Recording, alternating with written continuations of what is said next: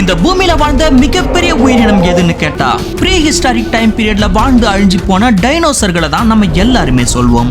ஆனா அப்படிப்பட்ட டைனோசர்களை விடவே பல பிரம்மாண்டமான ராட்சத உயிரினங்கள் இப்பவும் ஆழ்கடல்ல வாழ்ந்துகிட்டு இருக்கு. அதுங்களை கடலையாளும் அரக்கர்கள்னு சொல்வாங்க. அப்படி இன்னைக்கு தேதியில பூமியில குறிப்பா கடல்ல வாழ்ந்துகிட்டு இருக்க சில பிரம்மாண்டமான ராட்சத உயிரினங்களை தான் இந்த வீடியோல பார்க்க போறோம். வீடியோக்குள்ள போறதுக்கு முன்னாடியே சொல்லிடுறேன், இந்த வீடியோக்கு பார்ட் 2 இருக்கு. பட் இந்த வீடியோக்கு ஒரு 10,000 லைக்ஸ் வந்தாதான் பார்ட் 2 வீடியோ போடலாம்னு இருக்கேன். சோ வீடியோ பார்க்கறவங்க எல்லாம் ஒரு லைக் பண்ணுங்க. அண்ட் பார்ட் 2 வேணுமா அப்படின்றத இப்பவே கமெண்ட்ல சொல்லுங்க. முக்கியமா சப்ஸ்கிரைப் பண்ணாதவங்க சேனலை சப்ஸ்கிரைப் பண்ணி அந்த பெல் ஐகானை ஆன்ல போட்டுக்கோங்க. வீடியோக்குள்ள போயிடலாம். பாஸ்கிங் ஷார்க் இன்னைக்கு தேதியில கடல்ல வாழ்ந்துகிட்டு இருக்க மிகப்பெரிய மீன் இனங்கள்ல ஒண்ணுதான் இந்த பாஸ்கிங் ஷார்க். இதோட நீளம் கிட்டத்தட்ட 40 அடி வரைக்கும் இருக்கும். அதாவது ஒரு நல்லா வளர்ந்த பாஸ்கிங் ஷார்க் கிட்டத்தட்ட ஒரு ஸ்கூல் பஸ்ஸோட சைஸ்க்கு ஈக்குவலா இருக்கும். அண்ட் இதோட எடை 10,000 கிலோவுக்கு மேல இருக்கும். அதனாலேயே கடல்ல முதல்ல இந்த ஷார்க்கை பாக்குறவங்க பார்த்த உடனே பயந்தே போயிடுவாங்க. ஆனா உண்மை என்னன்னா, இது என்னதான் இவ்வளவு பெரிய சுறா மீன் இனமாவே இருந்தாலும் மனிதர்களுக்கு இது எந்த பாதிப்பையும் ஏற்படுத்தாதுங்க. பிகாஸ் கடல்ல இருக்க மிகப்பெரிய மீன் இனங்கள்லயே ரொம்பவே அமைதியான சாதுவான மீன் இனங்கள்ல ஒண்ணுதான் இந்த பாஸ்கிங் ஷார்க். அதனால கடல்ல நீச்சல் அடிக்கிறவங்களோ டைவர்ஸோ இதை பார்த்து பயப்பட வேண்டிய அவசியமே கிடையாது. பொதுவாக இந்த பாஸ்கிங் ஷார்க்குகள் கடல்ல வாயை பெருசா திறந்து வச்சுக்கிட்டே தான் நீந்திக்கிட்டு போகும். இதை பார்க்கும்போது ஏதோ பெரிய உயிரினங்களை வேட்டையாட போற மாதிரி தோணும். ஆனா உண்மையிலேயே இது தண்ணியில மிதந்துகிட்டு இருக்க சின்ன சின்ன மீன்களையும் பிளாங்டன்களையும் வடிகட்டி சாப்பிட்றதுக்காக தான் இப்படி வாயை திறந்துகிட்டு நீந்திக்கிட்டு போகும். இந்த பாஸ்கிங் ஷார்க்கோட தலைப்பகுதிக்கு பக்கத்துல இருக்க கில்ஸ் போன்ற அமைப்புகள் ரொம்பவே யூனிக்கா இருக்கும். குறிப்பா இந்த அமைப்பு தான் தண்ணீரை வடிகட்டி அதுல இருக்க சிறிய உயிரினங்கள் மற்றும் நுண்ணுயிரிகளை வடிகட்டி உணவா எடுத்துக்க உதவுது. அது மட்டுமில்லாம இந்த யூனிக்கான பெரிய கில்ஸ் போன்ற அமைப்புகள் தான் கடல்ல இதை எவ்வளவு தூரத்துல இருந்து பார்த்தாலும் மற்ற ஷார்க் இனங்கள்ல இருந்து இதை ஈஸியா அடையாளம் கண்டுபிடிக்கிற வகையில அமைஞ்சிருக்கு.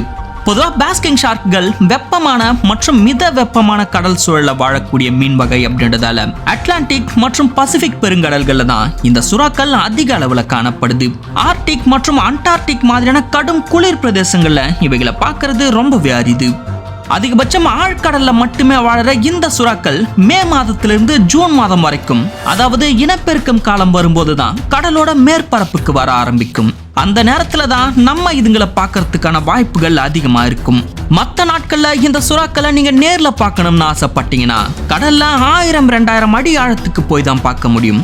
பட் அது அவ்வளவு சாதாரணமான விஷயம் இல்லை. இந்த பாஸ்கிங் ஷார்க்குகள் ஆழ்கடல்ல இருக்கிறதாலையும் இத குறிப்பிட்ட மாதங்கள்ல அதுவும் ரொம்ப ரேரா பார்க்கறதாலையும் இன்னைக்கு தேதிக்கு உலகத்துல மொத்தமா எத்தனை பாஸ்கிங் ஷார்க்குகள் உயிர் வாழ்ந்துகிட்டு இருக்கலாம் அப்படின்றத விஞ்ஞானிகளால் சரியா சொல்ல முடியல.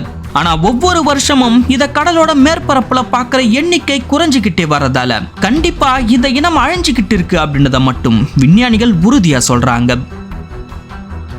பாஸ்கிங் ஷார்க்குகள் என்னதான் ஆழ்கடல்ல வாழ்ந்துகிட்டு இருக்க பெரிய சைஸ்ல இருக்க சுறா இனமாவே இருந்தாலும் இது ரொம்பவே சாதுவான தன்மை கொண்டது அப்படின்றதால இதை விட பெரிய சைஸ்ல இருக்க மற்ற மீன்கள் இதை ஈஸியா வேட்டையாடி சாப்பிட்டுடும் அப்படின்றதும் இந்த இனம் அழிஞ்சிட்டு வரத்துக்கு ஒரு காரணமா இருக்கலாம்னு சொல்றாங்க.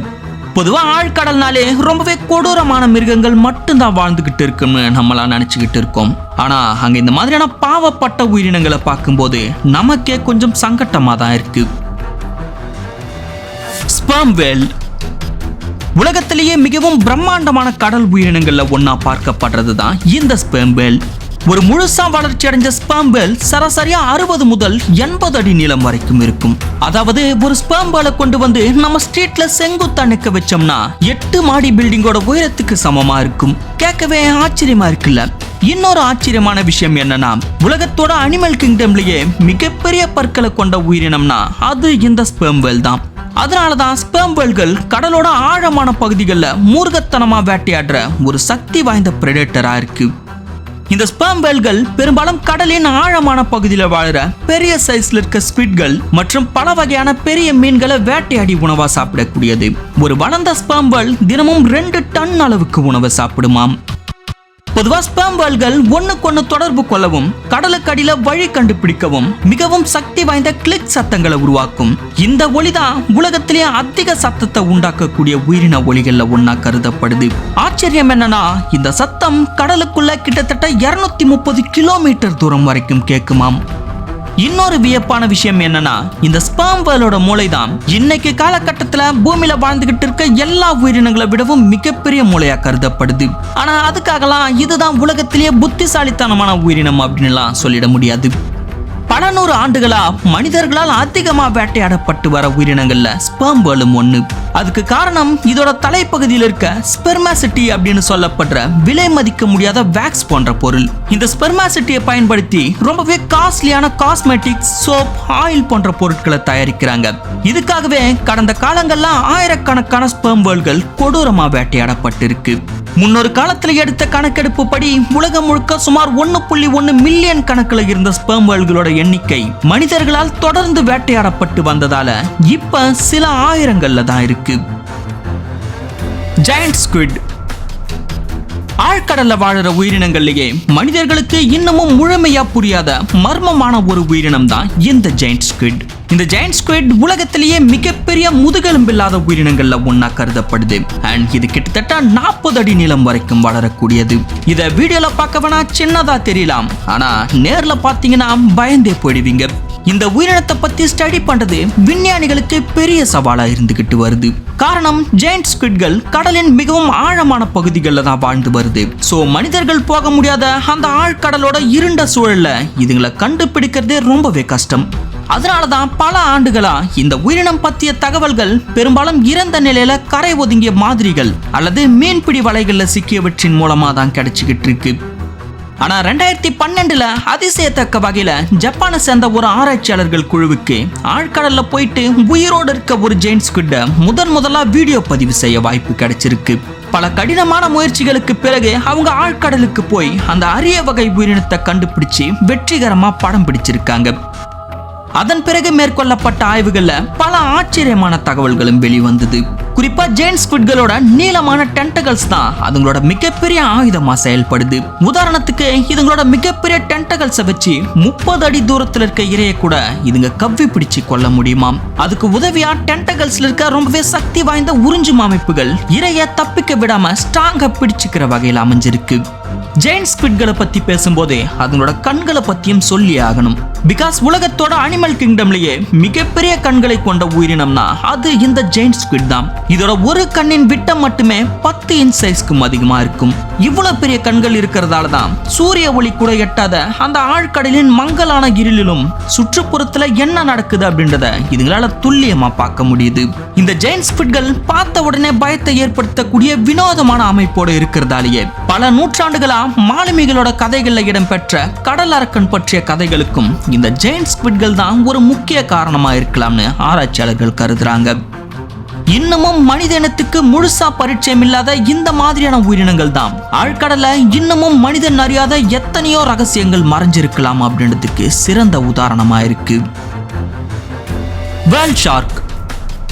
கடல்ல இருக்க மிகப்பெரிய பிரம்மாண்டமான உயிரினங்கள்லயே கொஞ்சம் அழகான ஒரு உயிரினம் தான் இந்த வேல் ஷார்க். பேர்லயே ஷார்க் இருந்தாலும் இது மற்ற ஷார்க்களை போல மனிதர்களை கொடூரமா வேட்டையாடக்கூடிய உயிரினம் கிடையாது. அதுக்கு ஆப்போசிட்டா மனிதர்களுக்கு பாதிப்பை ஏற்படுத்தாத ரொம்பவே அமைதியான ஒரு சுறா இனம்.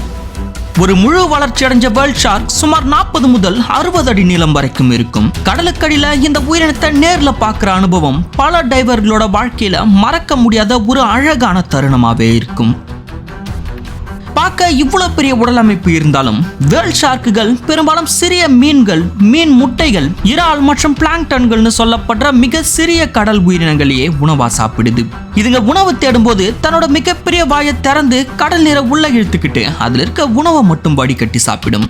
அதனாலேயே இந்த வேல் ஷார்க்கை ஃபில்டர் ஃபீடர் அப்படின்னு சொல்றாங்க. வேல் ஷார்க்கோட உடல் அமைப்பை பத்தி பார்த்தோம்னா தலைப்பகுதி அகலமாகவும் தட்டையாகவும் இருக்கும். உடலின் முன்பகுதியில் அமைஞ்சிருக்க பெரிய வாய்ப்பகுதி மற்ற சுறா இனங்கள்ல இருந்து இதை வேறுபடுத்தி காட்டுற வகையில தனித்துவமானதா இருக்கும். அண்ட் இதுங்களோட உடல்ல காணப்படுற வண்ணங்கள் ரொம்பவே யூனிக்கா கருப்பு அல்லது சாம்பல் கலந்த நிறத்துல வெள்ளை நிற புள்ளிகளும் கோடுகளும் கலந்த மாதிரி ரொம்பவே அழகா இருக்கும். இதுல குறிப்பிட வேண்டிய விஷயம் என்னன்னா, ஒவ்வொரு வேல் ஷார்க்குக்கும் இந்த புள்ளி வடிவங்கள் வேறுபட்டு இருக்கும். அதாவது மனிதர்களோட கைரேகை எப்படி தனித்துவமானதோ அதே போலதான் இந்த புள்ளி அமைப்புகளை வச்சு ஒவ்வொரு வேல் ஷார்க்கையும் ஆராய்ச்சியாளர்கள் அடையாளம் கண்டுபிடிக்கிறாங்க. கடல்ல மெதுவா நீந்திக்கிட்டே உணவு தேடுற இந்த உயிரினம் இதோட பிரம்மாண்டமான உருவத்தாலையும் தனித்துவமான தோற்றத்தாலையும் பலரையும் வியப்பில் ஆழ்த்துது. வேல் ஷார்க்குகள் பெரும்பாலும் வெப்பமான மற்றும் வெப்பமண்டல கடல் பகுதியில தான் அதிகமா வாழும். குறிப்பா இந்திய பெருங்கடல், பசிபிக் பெருங்கடல் மற்றும் அட்லாண்டிக் பெருங்கடல் போன்ற வெப்பமான பகுதிகளில் தான் இது அதிகமா காணப்படுது. இதுங்களோட ஆயுள் காலம் சுமார் 110 ஆண்டுகள் வரை வாழும்னு சொல்லப்படுது. ஆனா சில நாடுகள்ல சட்டவிரோதமான வேட்டையாடல், மீன்பிடி வலைகளை சிக்கி கொள்ளுதல் மற்றும் கடல் மாசுபாடு போன்ற காரணங்களால இவைகளோட வாழும் காலமும் எண்ணிக்கையும் தொடர்ந்து குறைஞ்சுக்கிட்டே வருது. இதன் காரணமா இயற்கையின் மிகவும் அழகான மற்றும் வியப்பூட்டும் படைப்புகள்ல ஒன்னான, அதே சமயம் மனிதர்களுக்கு எந்த ஆபத்தும் இல்லாம ஆழ்கடல்ல அமைதியா வாழ்ந்துகிட்டு வர இந்த வேல் ஷார்க்குகள் இப்போ அழிவின் அபாயத்துல இருக்கும் உயிரினங்கள் பட்டியல்ல சேர்க்கப்பட்டிருக்கு. Blue whale. ஒருவேளை நீங்க கடல்ல டிராவல் பண்ணி ப்ளூ வேலை நேர்ல பாத்தீங்கன்னா எப்படா ஒரு உயிரினம் இவ்வளவு பெருசா இருக்க முடியும்னு ஆச்சரியத்துல பல மணி நேரம் கண்ணிமைக்காம பார்த்துக்கிட்டு இருப்பீங்க. பிகாஸ் நம்ம பூமியில வாழ்ந்துகிட்டு இருக்கிறதுலயே மிகப்பெரிய ஒரு உயிரினம்னா அது இந்த ப்ளூ வேல் தான். ப்ரீ ஹிஸ்டாரிக் டைம் பீரியட்ல பூமியில வாழ்ந்து அழிஞ்சு போன டைனோசர்கள் தான் தரையில வாழ்ந்ததுலயே மிகப்பெரிய உயிரினம்னு நம்ம கேள்விப்பட்டிருக்கோம்ல. ஆனா பல பிரம்மாண்டமான டைனோசர்களை விடவே அளவிலும் எடையிலும் மிக பெருசா இருக்க ஒரு உயிரினம், குறிப்பா இப்ப பூமியில வாழ்ந்துகிட்டு இருக்க ஒரு பிரம்மாண்டமான உயிரினம் ப்ளூ வேல். ஒரு முழு வளர்ச்சி அடைஞ்ச ப்ளூ வேல் சுமார் 100 அடி நீளம் வரைக்கும் இருக்கும். அதோட எடை 150 முதல் 220 டன் வரைக்கும் இருக்கும். இன்னும் சொல்ல போனா ஒரு ப்ளூ வேலோட நாக்கு மட்டுமே முழுசா வளர்ந்த ஒரு மிகப்பெரிய யானையோட எடைக்கு நிகரா இருக்கும். அதோட இதயம் மட்டுமே ஒரு டொயோட்டா கார் அளவுக்கு பெருசா இருக்கும். அது மட்டும் இல்லாம அந்த இதய துடிப்போட சத்தம் கடல்ல சுமார் 2 கிலோமீட்டர் தூரம் வரைக்கும் கேட்கும்னு சொல்லப்படுது. பெரிய சைஸ்ல இருக்க ப்ளூ வேல்கள் மட்டும் இல்ல, ப்ளூ வேலோட குட்டிகள் கூட நம்மள ஆச்சரியப்படுத்துற விதத்துல தான் இருக்கும். அதாவது ஒரு ப்ளூ வேலோட குட்டி சாதாரண உயிரினங்களை போல இல்லாம பிறக்கும் போதே பல டன் எடையோடும் பல மீட்டர் நீளத்துக்கும் வளர்ந்திருக்கும். அதோட பிறந்த ஒரு சில மாதங்கள்லயே அப்ப இருந்த சைஸை விட டபுள் மடங்கு பெருசா வளர்ந்துடும். பொதுவா ஒரு முழுசா வளர்ந்த ப்ளூ வேல் ஒரு நாளைக்கே கிட்டத்தட்ட 4 டன் அளவுக்கு உணவை சாப்பிடுமாம். ஆனா நீங்க நினைக்கிற மாதிரி இது பெரிய பெரிய மீன்கள் எல்லாம் வேட்டையாடி சாப்பிட்டுக்கிட்டு இருக்காது. பெரும்பாலும் கிரில் அப்படின்னு அழைக்கப்படுற மிக சிறிய அளவிலான கடல் உயிரினங்களை தான் உணவா உட்கொள்ளும். பிகாஸ் ப்ளூ வேல்னு சொல்லப்படுற இந்த நீல திமிங்கலங்கள் 100 அடி நீளமும் 200 டன் வெயிட்டோடும் பார்க்க பிரம்மாண்டமா இருந்தாலும் இதோட தொண்டை பகுதியும் வெறும் 8 இன்ச் தான் இருக்கும். இந்த சைஸ்ல இருக்க தொண்டையை வச்சுக்கிட்டு இதுங்களால டன் கணக்குல குட்டி குட்டி மீன்களை மட்டும்தான் விழுங்க முடியுமே தவிர பெரிய சைஸ்ல இருக்க மீன்களையோ ஏன் முழுசா வளர்ந்த ஒரு மனுஷனை கூட இதுங்களால விழுங்க முடியாது. சோ இதனாலதான் திமிங்கலமாவே இருந்தாலும் அதால மனுஷங்களை விழுங்க முடியாதுன்னு சொல்வாங்க. பெரும்பாலும் இந்த திமிங்கலங்கள் உணவு சாப்பிடுற விதம் எப்படி இருக்கும்னா, பசிக்கிற நேரங்கள்ல தங்களோட வாயை பெரிய அளவுல திறந்து ஆயிரக்கணக்கான லிட்டர் கடல் நீரையும் கிரில் கூட்டங்களையும் அப்படியே கல்ஃபா வாய்க்குள்ள இழுத்துக்கும். பிறகு வாய்ப்பகுதியில் இருக்க பேலின் அப்படின்ற வடிகட்டி போன்ற அமைப்பின் உதவியால தண்ணீரை வெளியேற்றி உணவை மட்டும் வாய்க்குள்ள வச்சுக்கிட்டு விழுங்கிடும். ப்ளூ வேல் அப்படின்ற பேருக்கு ஏத்த மாதிரி இந்த நீல திமிங்கலங்கள் பார்க்க நீல நிறத்துலலாம் இருக்காது. கடலுக்கு அடியில பார்க்கும்போது அது ப்ளூ கலர்ல தெரிஞ்சாலும் அதோட உண்மையான கலர் லைட் ப்ளூ மற்றும் கிரே கலந்த ஒரு யூனிக்கான கலர்ல இருக்கும். கடலோட ஆழமான பகுதிகளில் அமைதியா சுத்தி திரிகிற இயற்கையின் மிகப்பெரிய அதிசயங்கள்ல ஒன்னா கருதப்படுற இந்த மாபெரும் உயிரினங்கள் கடந்த சில நூற்றாண்டுகளா மனிதர்களால் வேட்டையாடப்பட்டு இதுங்களோட எண்ணிக்கையும் ரொம்பவே குறைஞ்சுக்கிட்டே வருது. இதன் விளைவா இப்ப ஒட்டுமொத்த கடல்லையே கிட்டத்தட்ட 25,000க்கும் கம்மியான ப்ளூ வேல் தான் உயிர் வாழ்ந்துகிட்டு இருக்கு அப்படின்றதுதான் கவலைக்குரிய விஷயமா இருக்கு. ஓகே கைஸ், இது வரைக்கும் பார்த்த கடல்ல வாழ்ந்துகிட்டு இருக்க மிகப்பெரிய உயிரினங்கள் எல்லாம் என்னதான் சைஸ்ல பெருசா இருந்தாலும் இதுங்க எல்லாமே அதிகபட்ச மனிதர்களுக்கு ஆபத்து ஏற்படுத்தாத சாதுவான உயிரினங்கள் தான். பட் இதுங்களுக்கு அப்படியே ஆப்போசிட்டா சைஸ்ல இதுங்களை விட கொஞ்சம் சின்னதா இருந்தாலும் கடல்ல வாழற மொத்த உயிரினங்களுக்கும் குறிப்பா மனிதர்களுக்கும் ஆபத்தை ஏற்படுத்தக்கூடிய ரொம்பவே பயங்கரமான உயிரினங்கள் எல்லாம் இருக்கு. அதையெல்லாம் பார்ட் 2 வீடியோல பாப்பீங்க. பட் வீடியோவோட ஸ்டார்டிங்ல சொன்ன மாதிரி இந்த வீடியோக்கு ஒரு 10,000 லைக்ஸ் வந்துச்சுன்னா தான் இதோட பார்ட் 2 வீடியோ போட போறேன். சோ எல்லாரும் லைக் பண்ணுங்க. பார்ட் 2 வேணுமா அப்படின்றத கமெண்ட்ல சொல்லுங்க. முக்கியமா சப்ஸ்கிரைப் பண்ணாதவங்க சேனலை சப்ஸ்கிரைப் பண்ணி அந்த பெல் ஐகானை ஆன்ல போட்டுக்கோங்க. அடுத்த வீடியோல பார்க்கலாம்.